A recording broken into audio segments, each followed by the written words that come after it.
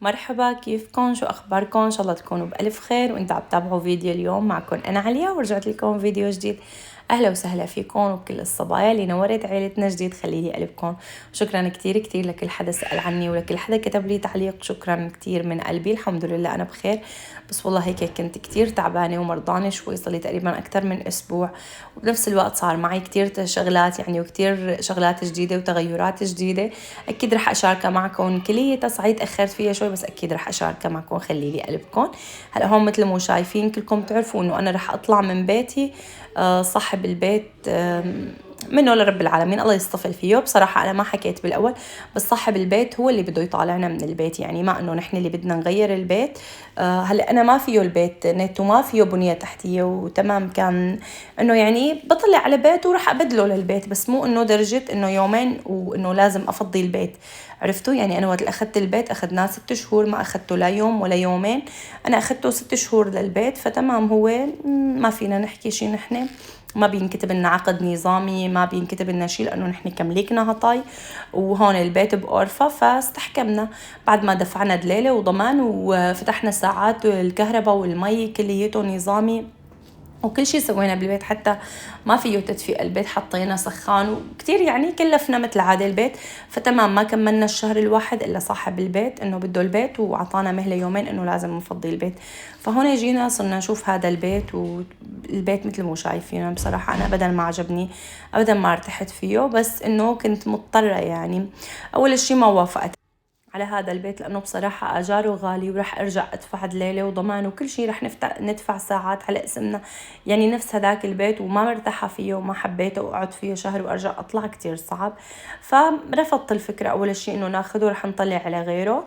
فوقت اللي اضطريت وعمل معنا هيك صاحب البيت جينا نرجع ناخد هذا البيت، تمام صاحبه ما حيعطينا البيت، ما بده يعطي سوريين. أول مرة طبعا نفضل أولاد خالتي وهيك يعطيهم ألف عافية إنه حكوا معه وإنه كفلونا وهيك، بس بعدها سبحان الله مع انه رجعوا هن حكوا نفس الشيء. ومثل ما شايفين كمان البيت متضرر بالزلزال يعني. فالله يجزيهم الخير ويعطيهم الف عافيه. والله اولاد خالتي ما قصروا، خلي لي قلبهم. طبعا بكون اولاد خالتي واولاد خالته لزوجي، يعني شوفوا حرام اخذونا ورجونا كتير بيوت وورجونا هيك، بس سبحان رب العالمين ما كان في إلنا اسمه. طبعا ما اخذته لهذا البيت، وقلت لكم صار معي شغلات جديده اكيد رح اشاركها معكم هون. بعد ما خلصنا من البيت تمام رح اروح انا وزوجي نجيب شويه اغراض من البازار ورح ارجع على البيت واخذكم معي.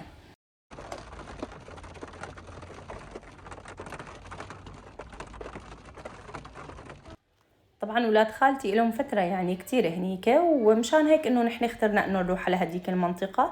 هلا هون قعدنا فيها تقريبا شهر والحمد لله قلت لكم كنا مرتاحين من ناحية يعني الشعب الموجود فيه كل شيء كنا مرتاحين. فهون بلشت اغسل اغراضي وهيك لانه راح اطلع من البيت انه بورجيكم. وهي الاغراض اللي جبناها من البازار بنجيبها على مدة اسبوع كاملة يعني، عرفتوا. فجبنا هيك شوية اغراض وجبت بهارات وشغلات لازمتني وهيك يعني انه شغلات للبيت كانت انه ضرورية لو بدي اطلع، بس انه في شغلات لازم انه للبيت تكون وبنفس الوقت الخضرة وهيك شغلات يعني ما بيصير بلا. حتى لو طلعنا بورجيكم هذا كيس البنت كانوا جايبي لي قهوة، هم مو تركت اولادي جبناهم على البيت طبعا. اول شيء كنت انا واولادي برا، دق لي زوجي رحت يعني، وهون بعد ما جينا جبنا الاولاد على البيت بعدين انا رحت. فعامله بنتي بوشار وعاملين كمان شاي بالليمون وقاعدين وهيك متسلين شوي، يعني بما انه ما في حدا يعني ما في نت ما في تلفزيون في البيت، في انه على اللغة التركية محطوط ما فيه كل القنوات، يعني ما في انه هيك شيء، عرفتوا بتحسوا ما في حياة الا اذا نزلتهم شوي على جنينة لتحت تمام ليقدروا يشوفوا حدا ليقدروا شيء. حتى الإطلالة جمنا يعني كانت على أرض فاضية، فعن جد بكل معنى الكلمة إنه كانت خنقة لأنه بالنسبة لنا. هون عبورجيكم إنه كان البراد نظيف، وهذا كان زايد عندي من قبل إنه مقالي هلا رح أعمل لهم فاصوليا أكيد رح أشاركها معكم، وبعدين تاني يوم كمان رح نسوي محشي بنفس الفيديو كمان رح أشاركه معكم. هيك حبيت أشارك معكم يومي كامل بالتفصيل. بعرف إنه تأخرت عليكم شوي بس عن جد انه صارت كتير هيك شغلات جديدة وتغيرات. هلا هون بتعرفوا هي اخر طبخة واخر روتين بشاركه معكم من هذا البيت، لانه قلت لكم انه انا رح اطلع منه. هلا هون اكيد سلمناه للبيت وكل شيء. هلا انا عم بنزل لكم هذا الفيديو، بس انا تاخرت بسبب الظروف اللي عدت علي، لانه عن جد عديت بمواقف كتير صعبة. الحياة سبحان رب العالمين عم تختبرنا، عم تختبر صبرنا، يمكن ما بعرف، ربنا هيك عم يعطينا امتحان. الحمد لله الحمد لله رب العالمين، بس صدقوني امتحان كتير صعب يعني. ما قليل الشيء اللي عم بيعدي علي، ومثلي امثال هاي يعني، على فكره مو تفكروا بس انا، لا عن جد، بس الظروف بحسها اقوى مننا كثير، بس الحمد لله رب العالمين. طبعا ما شاركت معكم وقت ضبيت الغراض في البراد وهيك، انا كتير قبل مشاركه معكم هيك وقت انه من ضب الخضره وشي في البراد، بس هون بلشت اجهز لهم عشاء للاولاد، هيك انه عشاء مستعجل، نازله الفاصوليا لا كتير طيبه، فقلت رح اسوي لهم هيك شوي بما انه ما كنت فاضيه اليوم.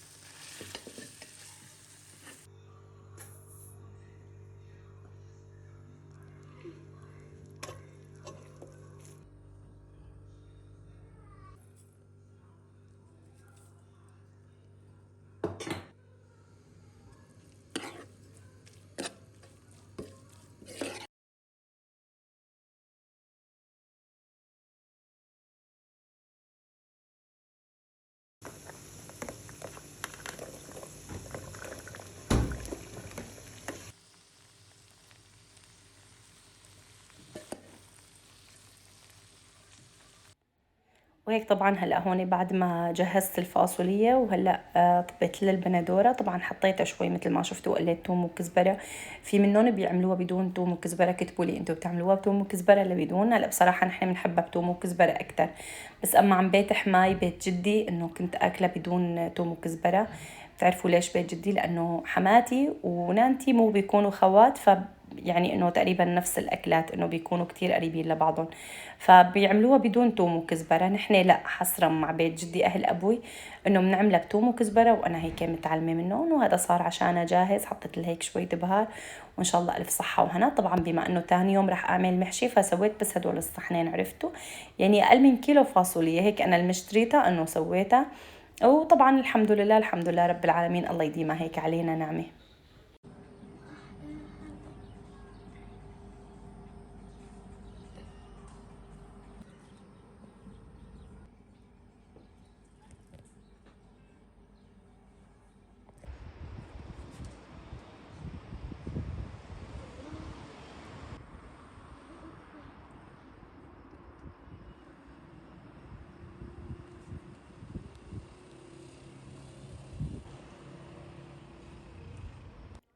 سبحان الله، الجو شتاء شتاء تماما، يعني بتحسوا انه ما عم يتغير الجو، يوم صيف يوم شتاء يوم برد، يمكن من شان هيك انه حتى عم نمرض نحن. وهي هم محشياتي اللي لأول مرة بعمل هالكمية، عن جد انا بعمري ما طبخت كيلو رز بصراحة، يعني مشان اكون معكم صريحة، ما ولا مرة طبخت كيلو رز، يعني كل مرة بعمل انه كليان ونص اقل الشي، عرفتوا؟ فهالمرة لا، رح اسوي كيلو بس رز. هلا حطيته ورح اغسله شوي، اكيد رح اتبله، رح احط له ملح وبهار ودبس بندوره، وتمام رح نحشي المحشيات.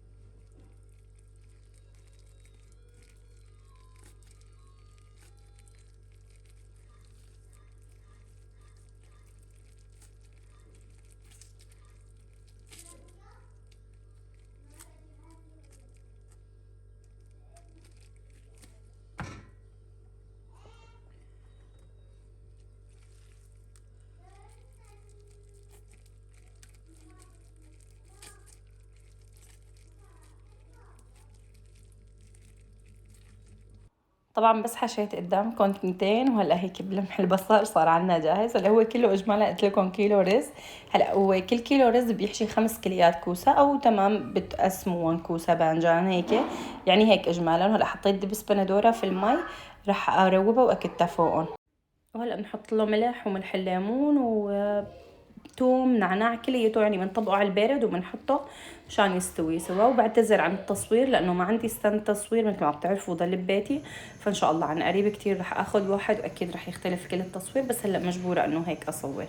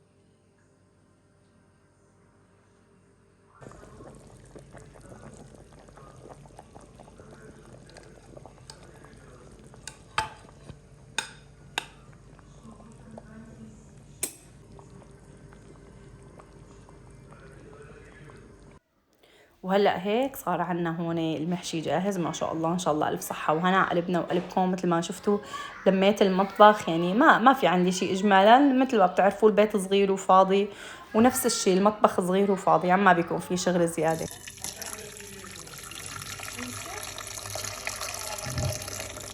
طبعا تعلمت هاي الطريقة، ما بصفي المحشي أو أي حمض أو أي شيء إلا بقلب المجلة. مشان إيش؟ لأنه مرة إنه وقع علي انكب، يعني فهيك إن شاء الله إنه واحد بيضمن ما تزحط الطنجرة، ما ينكب شيء، إنه ما بيحترق يعني الشخص. عن جد كتير إنه عجبتني هاي الفكرة. وشايفين هلا ما شاء الله صار شكله بشهي. وهلا ذاتا هو بيبقى طيب. هلا مو موسمه، نزل التازة، يعني الجو ربيع وهيك، فنزل هلا التازة كتير بيكون طيب، بس حجمهم كبير بصراحة. أنا بحب الكبار، يعني إنه دوما كنت بشتري هيك صغار، بس اما هون بما انه اول ما نازل فبيكونوا حجمهم كبار شوي يعني. وهيك ان شاء الله الف صحه وهنا. وهي جهزت لهم هيك اخر سهره من البيت، اخر قعده، لانه انا من بعد هذا الفيديو رح اكون بمحل تاني، يعني رح اروح. فكانت هي اخر هيك بركه إلنا في البيت، اخر توديعه إلنا في البيت، وهيك رب العالمين كتب لنا، فالحمد لله رب العالمين على كل حال.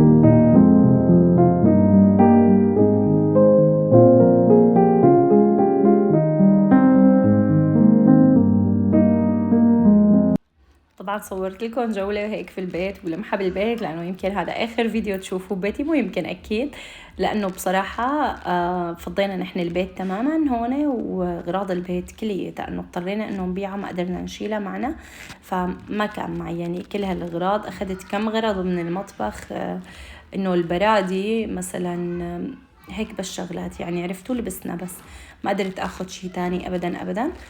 وين رح اروح هلا؟ بما انه قلت لكم صاحب البيت اعطانا مهله بس يومين، انه نحن لازم مضطرين نفضي البيت، فانا يومين لازم اطلع من البيت واسلمه البيت. عبينا اغراضنا كليتنا ضبيناهم، وابو سلبانه الله يجزيه الخير سلفتي حطت لنا الاغراض عندها، يعني طبعا كانوا كلهم بالكراتين مثل ما قلت لكم اغراض المطبخ ولبسنا وهيك البرادي وهيك شغلات اللي بنقدر نشيلها. الباقي غرفة القعدة، الطاولات، كورنو القهوة المرجوحة، كل شيء السداج اللي كان معي كله تماما اللي بعناه واللي ضل لسه عند سلفتي تمام انه ضل عند سلفتي. حتى من بين الاغراض تتذكروا المراية الذهبية اللي رح احط لكم صورتها، هاي اللي كانت عندي في الممر، بتعرفوا من اسمة مين صارت؟ من وحدة من متابعيني. طبعا انا حكيت لكم عليهم من قبل، خلي لي قلبهم، والله تعرفت عليهم وبتعرفوا انه حبيت اضل قاعده في المنطقه كرمالهم، والله قد ما جماعه هيك كويسين، ابوس قلبهم والله يسعدهم يا رب. واكيد رح اشارك معكم وقت رح اروح لعندهم وهيك عزموني لعندهم. بس هون قلت لكم انه انا اضطريت افضي البيت، فهون اختي رح اطلع عند اختي مثل ما بتعرفوا قاعده ببطمان، فبيني وبينها بس كان ساعتين يعني. فاشترينا لها هون شويه اغراض جبنه وهيك شغلات، وصتنا عليها من هون لانه هون الجبنه كتير طيبه، كتير في شغلات يعني شغل ضيعه، فوصتنا على شغلات اخذنا لها اياهم. طبعا رح يجي زوجي ياخذنا، ورح اشارك معكم الاجواء عند اختي اكيد الفيديو الجاي، لانه قلت لكم هون ما ضل عندي بيت، سلمنا البيت حطينا الكراتين عند يعني سلفتي، ورح نروح على بيت اختي. واكيد هي اخر قعده كانت مع سلفتي واختها وهيك، والله يخليهم ويديمهم يا رب. واستنوني في فيديو جديد وبحبكم كتير، وحبيت اشارك معكم هيك فيديو مو طويل كتير بس اشتقت لكم فيه كتير، وحبيت انه اطلع عليكم فيديو حلو مثلكم. خلي لي قلبكم، شكرا كتير لكل حدا ضل معي لهلا، بحبكم كتير واستنوني في فيديو جديد، وهلا بقلكم يلا سلام.